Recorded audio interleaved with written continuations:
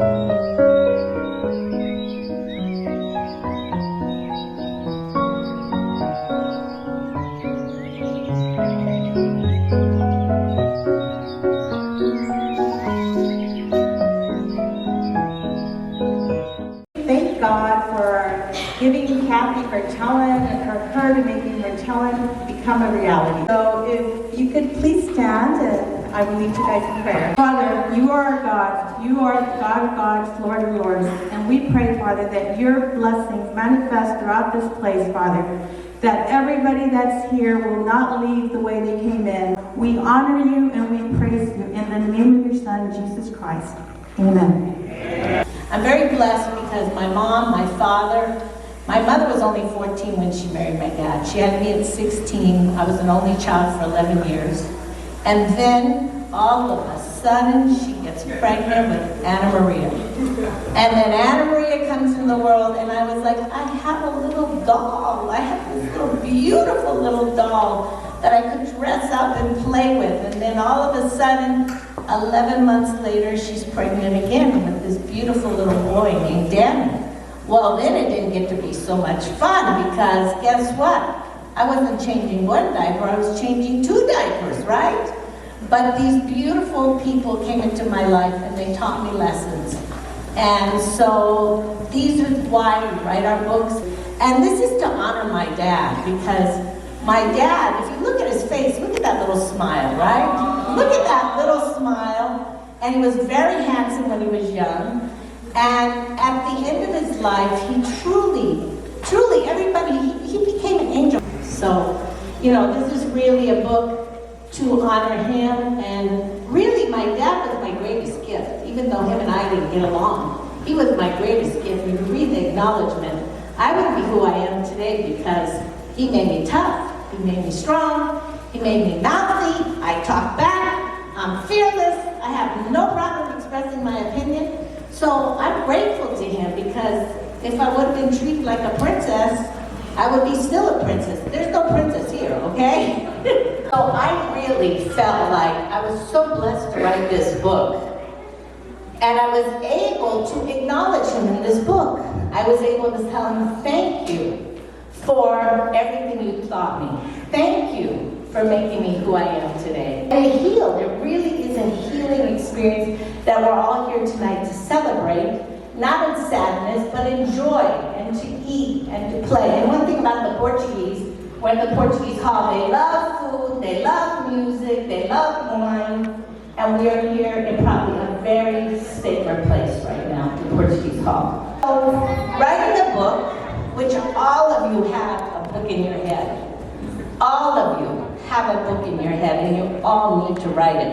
My story about writing the first book was, my mother always said, when are you going to write a book? When are you going to write a book? You have so many stories. One day I said, okay, I'm going to write the book. I opened up my email, and it said, do you want to write a book? And I said, what is this email? Do you want to write a book? I called the guy. I said, yeah, I want to write a book, but I don't want to write it. I don't have time to write it. I need a ghostwriter. I just talk, and she writes it all for me. He said, no problem. I can do that for you. So listen, guys, there's no excuse. You can write a book, and you don't have to write it. You can tell your story. And you have to remember, there are no consequences in life.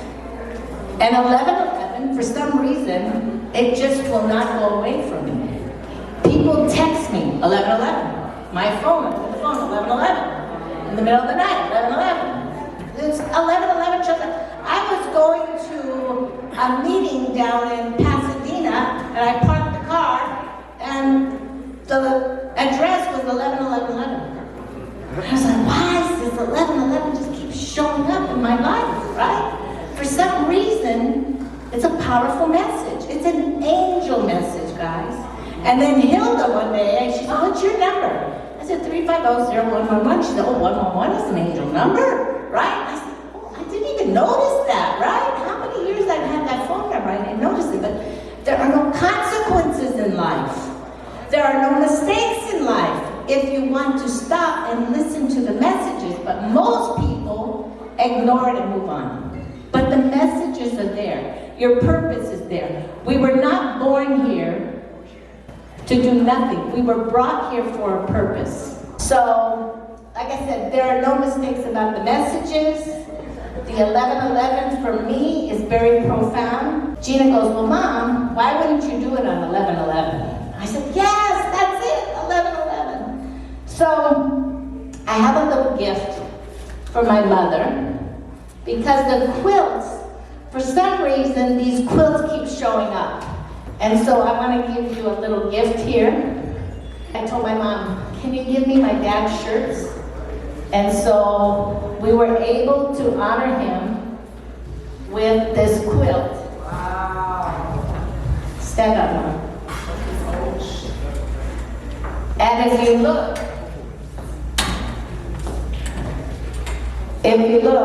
guys, it matches the front of the book in some ways. Wow. And you'll see, it has my dad's name, Arizona Korean War Veterans Association, Carlos Mello, Pima Chapter, Tucson, Arizona. So I made this in honor of him, and this is for you, Mom.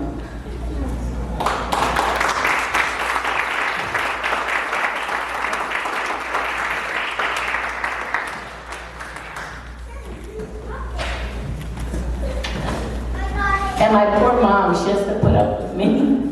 But anyway, thank you everybody. Let's celebrate. It's been an honor, Mom. I love you. I know I give you headaches, but I love you. I love you, Anna Maria. I know I give you headaches, but you give me just as much. I have this beautiful sister named Anna Maria, and she writes music. And her CDs are up front. And she would love you to please take one. But these are all her songs she wrote through things she went through in her life. So my sister took the time to write a whole album of beautiful songs. I left my skin and bones behind. Now I'm over on the other side. Can you feel me there with you? My breath is gone, but I'm not through. Loved you then and I still do.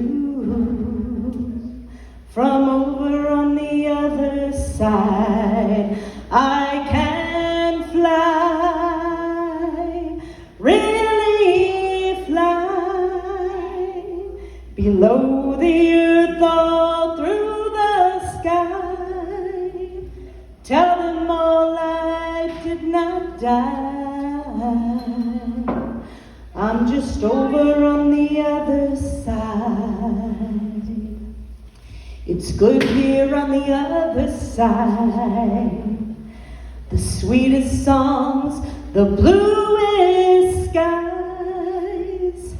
Thank you for the tears you cried. But it's good here on the other side. I can fly, really fly, below the earth, all through the sky. Go tell them all I did not die. I'm just over on the other side. The world is smaller than a needle's eye, where life and death softly divide. When you leave your skin and bones behind, I'll be waiting on the other side. I can fly, really fly, below the earth, all through the sky. Go tell them all I did not die. I'm just over on the other side. I'm just over on the other side. I'm just over on the other side. Very happy for my sister. I love you. I know we have had our struggles. We have our different perspectives. We see things, some things differently, but we came to this life for a purpose. We have, I believe, in soul contracts. So our little family, we have our soul contracts with each other, and we're here to learn and grow from each other. And that's what we're doing, playing this game of life with everybody. Thank you. All nationality, and that is what made this woman so amazing. It really made her so amazing because she embraced love. She embraced the connection with people, the connection with the ground, the connection with God, with the soul, with everything that is, bring the reality of our person, of us as a person to her. I actually, in conversation with Kathy, I was telling also a little bit of story of my mom in Cuba. Since she's talking about, in this book, about relationship with her father. So I have a great relationship with my mom. But in the same way, at some point, young age, I probably didn't understand her that well. And my mom was an amazing person. Everybody in town, I come from a small village, a small town in Cuba, and everybody come to my mom and ask for a favor, and she helped. She was always with a smile, opening. And Kathy reminded me a lot of my mom, and helping people. I remember at one point, I got one day upset with my mom because I questioning her, why, Mom, why you are helping so much people? why you're giving away what you don't have to help those people. I mean, I was only like a 19, 17 years old, 20 years old probably maximum. And I remember that actually I argued with her, why you're giving away so much?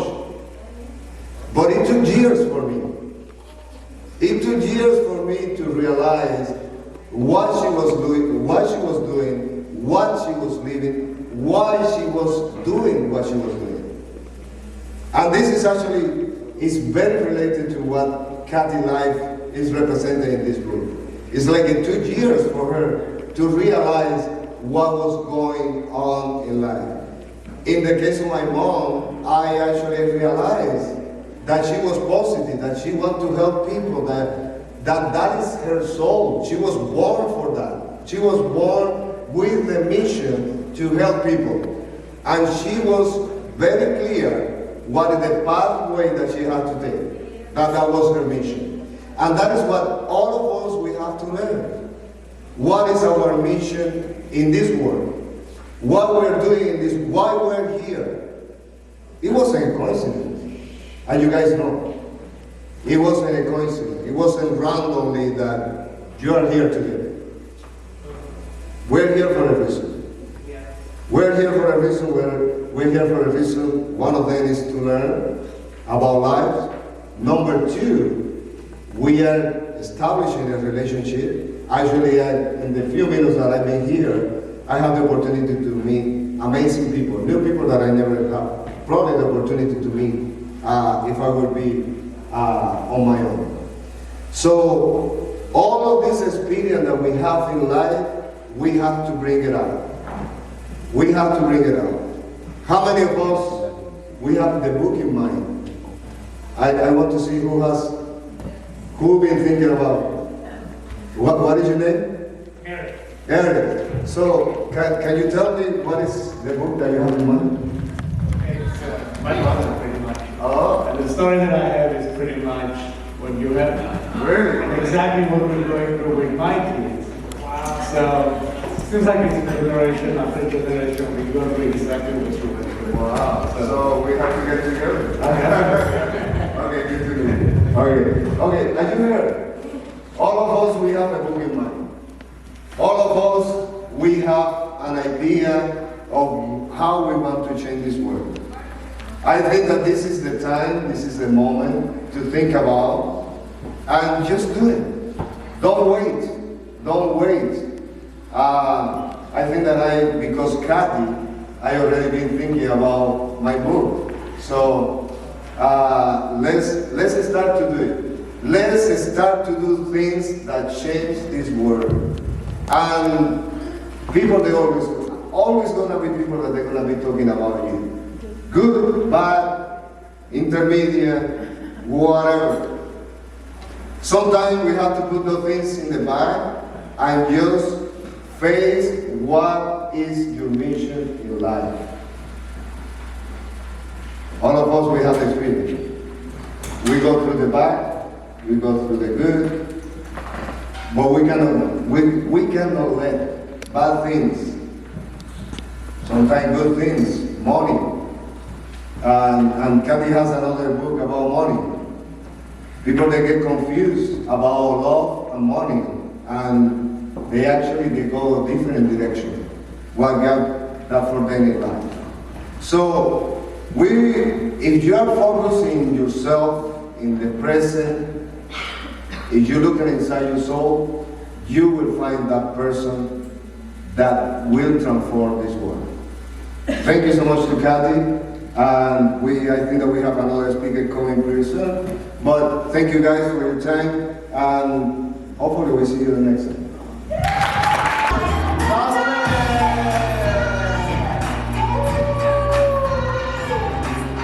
When I think of 11/11, about the journey of life, the adventures, this book is a man's journey through life, and her father and family, but something that we can all relate to. So while not everyone has a perfect childhood or relationship with their father, this book shows you that life's journey is yours to take.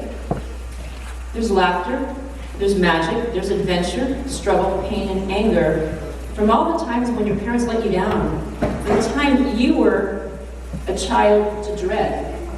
They were still your parents. As you read the book, you start thinking about your own lucky numbers in life. You will start to realize that things that you give strength through, a higher power to get through life's good and bad times.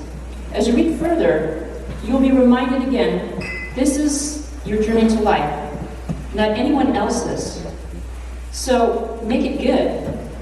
Then, as you finish the book, you realize, in the end, that all we have is just our family.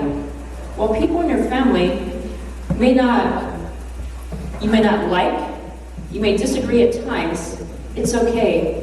And if you take anything from this book, it's always just up to you. I love you more than words can say. And as I struggle with my eyes, what I want to talk to you about today is how gratitude isn't something that we wait till the end. And so I'm going to take a couple things from my toolkit that I love to talk about. So I want you to get out your papers and pencils. I used to be in the classroom and you guys get to be my students. So number one, you want to get out a book or put it in your head and start out every day with gratitude. Because you can change the trajectory of your mind by shaping it with thinking about the positive things that are going on and happening in your day. Instead of going and picking up that phone and seeing how many followers you have on this one or that one, start out with gratitude.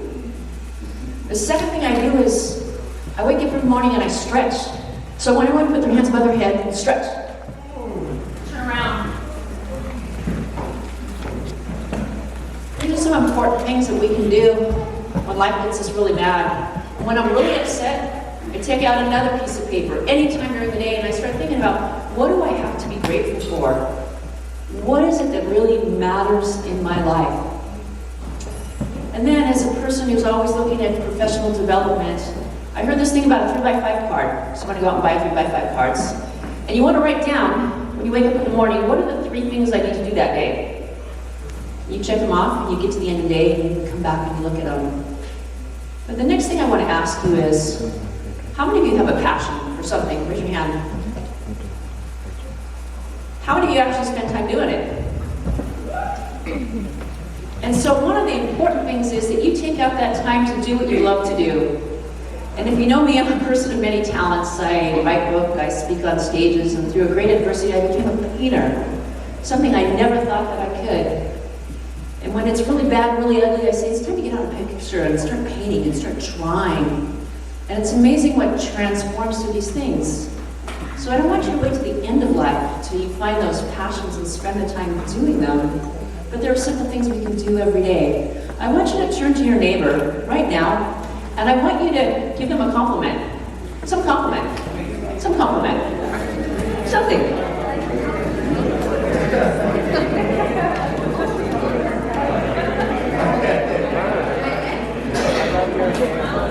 So imagine if you could, the next person you see, the person who serves you the food tonight, when you go off and you leave, send them a compliment. The other interesting thing in life is about random acts of kindness. What if we went out and did a random acts of kindness? And so I want to tell you one of my favorite ones from my first book. It's called Random Acts of Kindness for Changing the World. I was a teacher in a college classroom. And in this college classroom, I asked people to go out and do random acts of kindness. So the student came up to me one day and he said, you know, I paid money for the person in the grocery store or in the Starbucks. And it went on for 15 people. And that was just the first day. He said, it's going to get better. So he comes back the next day, 3 months later, he says, oh my God, I was on the side of the freeway and I saw these people waving their hands. And they were waving their hands. And he came over and the woman said, my husband has just had a heart attack. He can't quite move. And I'd appreciate if you could just push us to the side of the road. And she's trying to set him up on a date. And he says, no, I'm just doing this thing I have to do for my class. And that was his second story. The third story was this. He worked in a restaurant. He drove over an hour to get to the school. And one day these people came in and they were kind of huddled over and the guy stunk and the kids had shoes that were put together by safety clips. And he came up and he says, could you please give us some food? We're just so hungry. And he said, just go out and come back and we'll do something, and he brought him out some food, and then the owner said to put a sign in the window that said, "We now feed the homeless." And the story doesn't end there. Oh yeah, he says this other thing, "I'm so grateful that you brought us out this food because we were just digging in the trash cans. This is all we had to eat that day." Months later, a nice car goes ahead and pulls up, and the guy comes in a three-piece suit.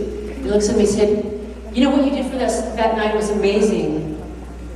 I wanted to teach my kids a lesson, and I wanted to show them to give value to what they have in the cupboard. And I wanted to show them to be really, truly grateful for what is, and thanks to what you have done, we've opened up a shelter to feed the homeless." And so these are what random acts of kindness can be. And what Kathy has done is put a book together that gives us all tools, that gives us inspiration of how we can change our life, to follow that creativity. So I want you to once more turn toward your neighbor and say, what is the one thing that you're going to take that I've shared with you today, that you're going to put to practice and make sure that you make happen? So turn to the person next to you. So what's amazing is I sit and listen to the tone and the volume, and I look at the gestures that I see in front of me, and I see the caricatures on the face, and there's a completely different tone. We're talking about that commitment, that desire, that thing that we want to share. I could stand up here and tell you for hours and go on and on and on. This event is truly all about Kathy, and I want us to celebrate the book that she has. It's From Life to Death. It's a journey, and you will truly relish the information that is inside of it. My name is Rosalind Khan. My message is this.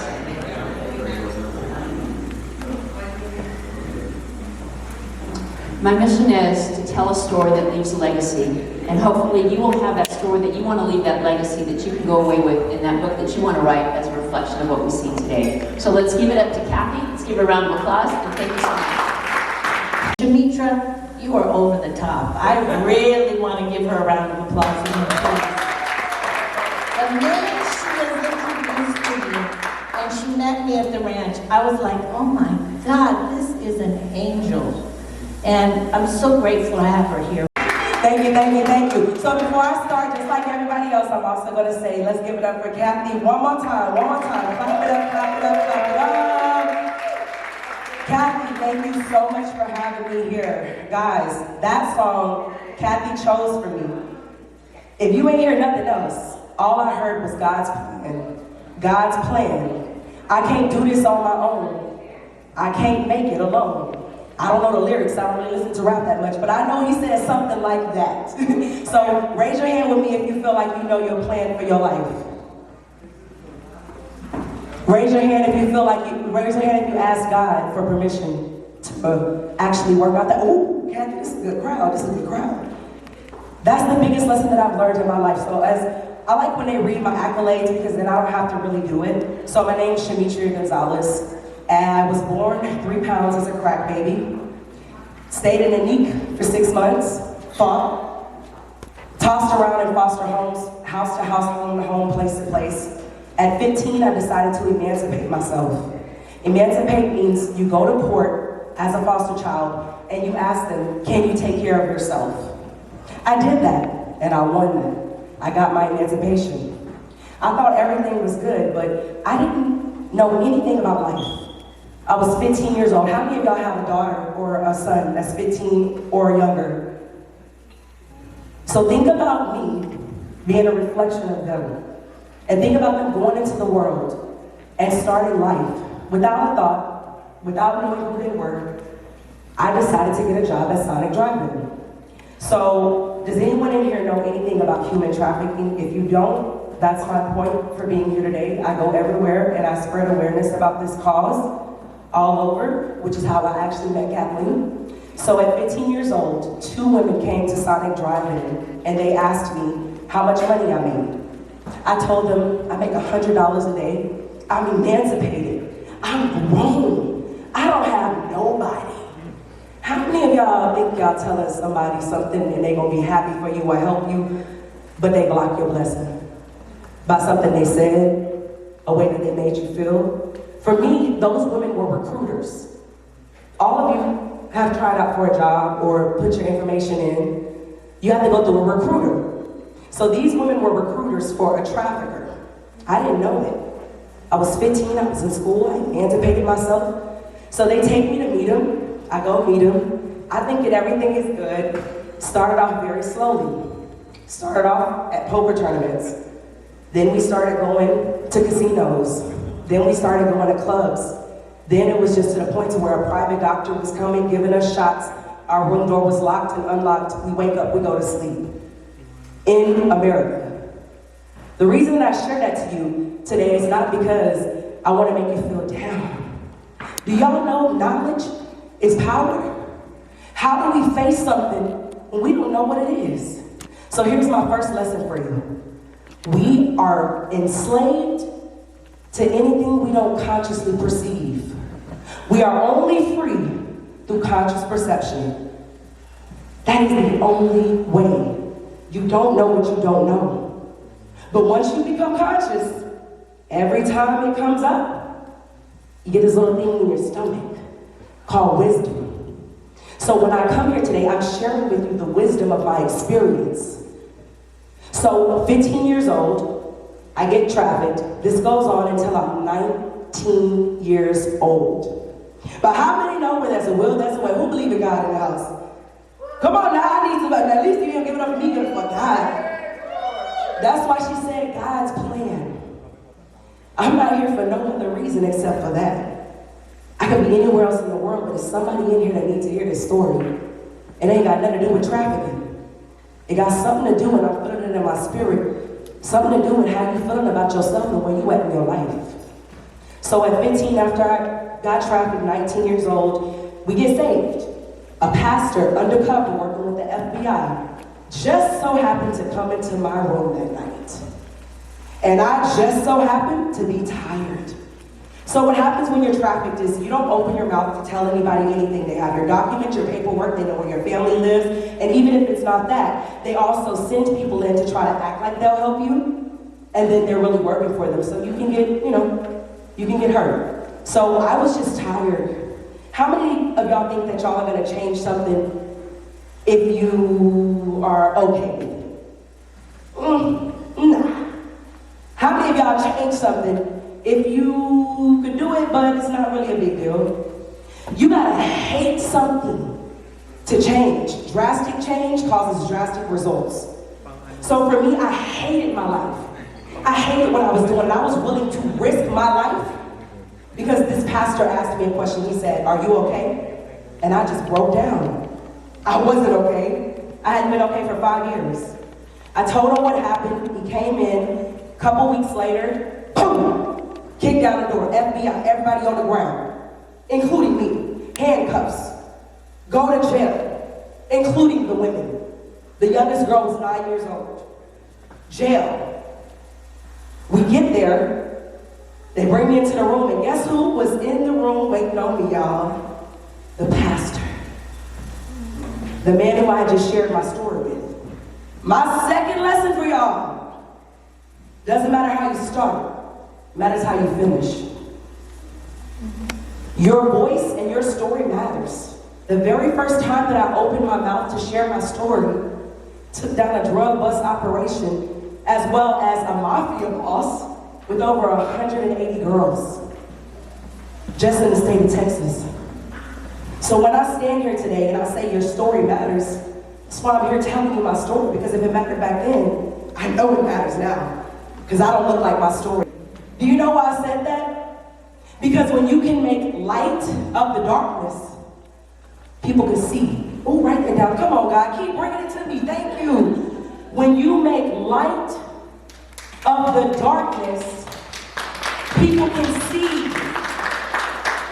I can easily share with y'all real estate. I can share with y'all my master's degree. I can share with y'all what I got, what I drive, where I go. That's not why I'm here. That's not what's going to create change. My darkness brings light where there was no one that could see. My third lesson I'm going to help you guys out with today. You see how I just shared my story? I can feel your heart. I can see y'all paying attention. Thank you. I'm a survivor that's thriving, that wants to encourage other people to be conscious of the words that they speak upon themselves. I'm not somebody that is defined by my past. I'm just somebody that's going and walking into my future, stumbling, falling, then I might take a couple steps back. But none of that matters. And I'm gonna leave you with the one thing that I feel the most called to from this book that I got from Kathleen. Revealing how facing adversity head on can catapult you into strength and personal transformation. So, y'all remember when they had the PPP? What that stood for? Like, some type of like professional COVID type money, right? So, I like that word, PPP. So what happened was, I made it my own. A lot of people get in trouble right now for the PPP, but this is the real legal PPP. You turn your pain into your purpose. And then you turn your purpose into profit. So I started to say, you know what? Everybody's using my pain for their purpose. For their profit. Everybody's using my pain to make profit. What if I put my purpose in the middle? And I use my pain and turn it into my purpose in order to make profit. And by the grace of God, that's how I have everything that I have today. So when Kathleen wrote this book and I read it, the only thing that I could think about was I've seen 11/11 my whole life, but I didn't know what it meant. I've seen Kathleen, and I met her, and we talked, and we loved on each other, but I didn't know her story. Y'all know I like to talk a lot. She didn't get a chance to tell, but she wrote it for me to read. And when I took out of this, I thought it was Kathleen that was going to be able to make me have a lesson, and I was going to have something from that. And last but not least, Kathleen, with you, come up here. I feel like I need to close it out with this exercise. Anybody who is struggling with your purpose right now, I don't care how old you are, do this exercise and watch it transform your life. And I ain't gonna tell you the exercise yet, so I'll put you on the spot because I love you. I love you, girl. So step one, I'm gonna ask you a question, okay? The only things with these is that we have to answer it with one sentence. Why did you write the book 11/11? Just one sentence, the first thing that comes to your head. To change the world. Why do you want to change the world? Because we all deserve the best. Why do we all deserve the best? Because God said so. Why do you think God wants you to change the world? Because that's our purpose in life. Why did you write the book 11/11? Because 11/11 is a magical number with magical purposes. Why is 11/11 a magical number for you? Because it says, it shows up all the time. It's always showing up on my watch, my clock, everywhere. It shows up. Why do you think it keeps showing up for you? Because it's a message from God. Why do you think God sent you that message? Because he told me, wake up and go do my work now. Go ahead now. Y'all give me a round of applause. Let me tell y'all what just happened. Let me show y'all something. Almost. That exercise is called 7 levels deep. What was the first thing she said? I said, why did she write 11/11? She said, oh, because I want to change the world? That ain't going to anchor you to your purpose. That's surface level. Because we don't like to go deep. By the end of it, it was because God told her to. She had a message for y'all. You gotta go deeper and deeper and deeper and deeper and deeper. How many people know that your anchor is locked down for you not to be able to move? You want to be planted and rooted in foundation when you're starting something. So whatever anchors you is what's gonna keep you there. You gotta know your why in order to find your purpose. And I thank you guys for having me. Shamisha Gonzalez, and I'm out. Thank you guys so much. Hated the food. But anyways, so she asked me, she said, hey, my father used to make this meat that was just so good. And I said, well, what is it? And she goes, well, it was meat with potatoes and linguiça, Portuguese sausage, and carrots. And I go, you're talking about carne guisada. And she goes, yes, I think that's it. And I go, well, we can make that, and you're going to love it. She goes, well, then you're the man. I don't want to talk to anybody else. So thank you for that. And yeah, it's a very traditional Portuguese meal. and it has all the staples in it. It's all mixed, and we have some rice for you and some bread, and I hope you enjoy. Thank you. Joy of the fifth generation, please say something. You did such an amazing job. Thank you, John. Thank you all for coming. I really appreciate it. We worked really hard on this event. I'm so thankful for Kathy being able to share her story with everybody and inspire hundreds and thousands of people. So I would like to thank you all for coming and supporting her dreams. We all appreciate you and everything that you're doing for us.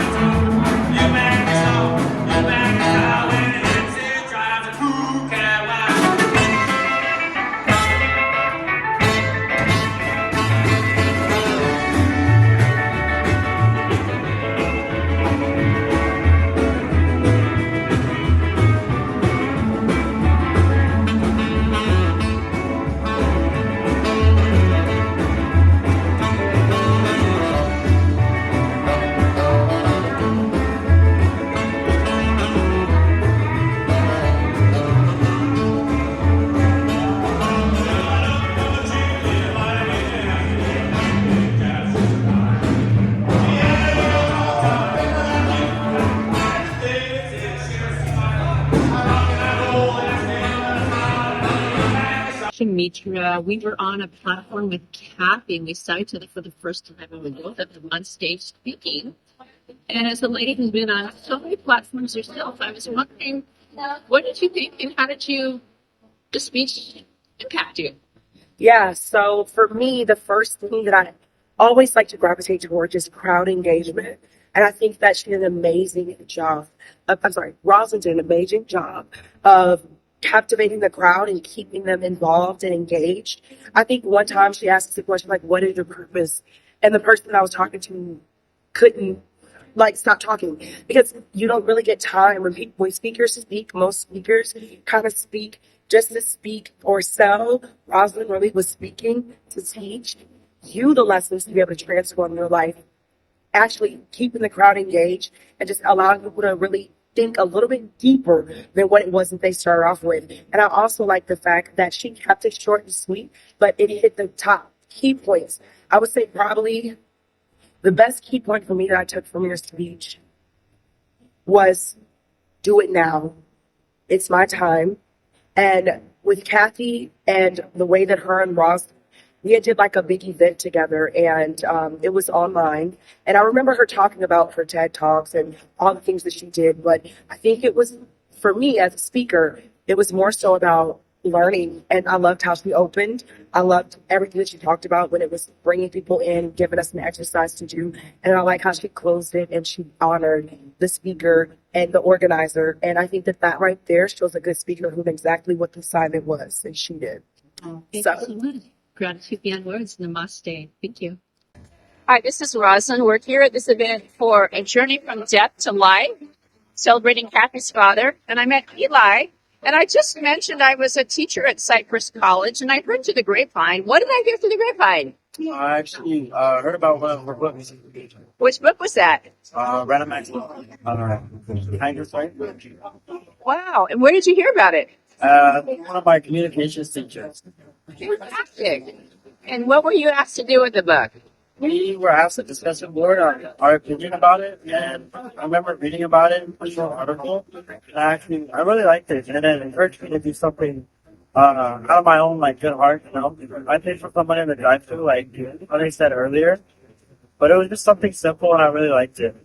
What was the most memorable thing that you found in that speech? I really loved your concluding statement because I've been taking communications in Lowell College, and it's something that I practice my tonal is how you delivered it is what really stood out to me, but also what you said.